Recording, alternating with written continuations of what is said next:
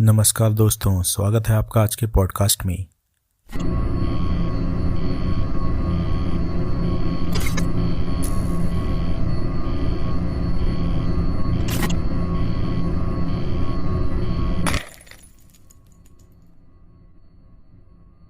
मैं अनुज और ये है मेरी कहानी।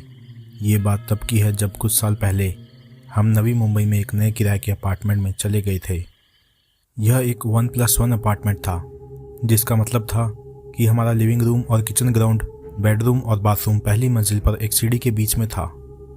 एक दिन सुबह के करीब 8 बजे थे और मैं ऑफिस जाने के लिए तैयार हो रहा था। अचानक तभी मेरी आंख के कोने से मैंने देखा कि एक लड़की लगभग 7 साल की सीढ़ियों पर खड़ी थी। लेकिन जब मैंने वहां जाकर देखा तो वहां कोई नहीं था। मेरी पत्नी रसोई में थी और मेरी बेटी स्कूल गई हुई थी और घर का मेन डोर भी बंद था। मैंने यह सोचकर बात टाल दी कि शायद ये मेरा वहम हो और ऑफिस चला गया। और शाम के 4 बजे के आसपास मुझे अपनी पत्नी का फोन आया कि मेरी बेटी बहुत अजीब हरकतें कर रही है, जिसमें मेरी बीवी ने बताया कि वह सीढ़ी की ओर इशारा कर रही थी और बता रही थी कि वहां कोई दीदी है। लेकिन मेरी पत्नी किसी को देख नहीं पा रही थी। इससे वह डर गई।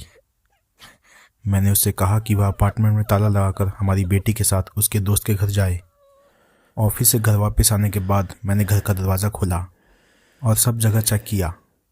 जब मैं चेक करने के बाद छत पर गया तो मैंने देखा वहाँ एक कोने में लड़की खड़ी थी और देखते ही देखते वो उस छत से कूद गई। मैं बस देखता ही रह गया। मेरी आंखें फटी की फटी रह गईं। जैसे ही मैंने जाके कोने में देखा तो नीचे कोई गिरा हुआ नहीं था।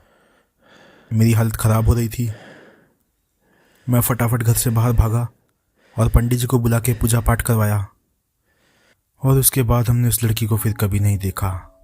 लेकिन लाइफ में पर्सनल और प्रोफेशनल दोनों तरह से ही चीज़ें नेगेटिव होने लगी थी। और कुछ महीनों बाद आखिरकार हम एक नए अपार्टमेंट में शिफ्ट हो गए। और समय बीतने के साथ साथ सभी नेगेटिव चीज़ें हमें छोड़ के चली गईं। लेकिन आज भी जब मुझे वो घटना याद आती है तो मैं सोचता हूँ कि वो लड़की सिर्फ मुझे और मेरी बेटी को ही क्यों दिखाई दी और मेरी पत्नी को नहीं। ये सोच के मैं आज भी रात में उठ जाता हूँ।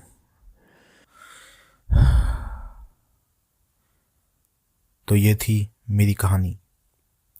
आपको ये कहानी कैसी लगी दोस्तों? अगर आपको ये कहानी पसंद आई है तो हमारे चैनल फियर स्टोरी को सब्सक्राइब करें। तब तक के लिए take care, stay safe, bye bye.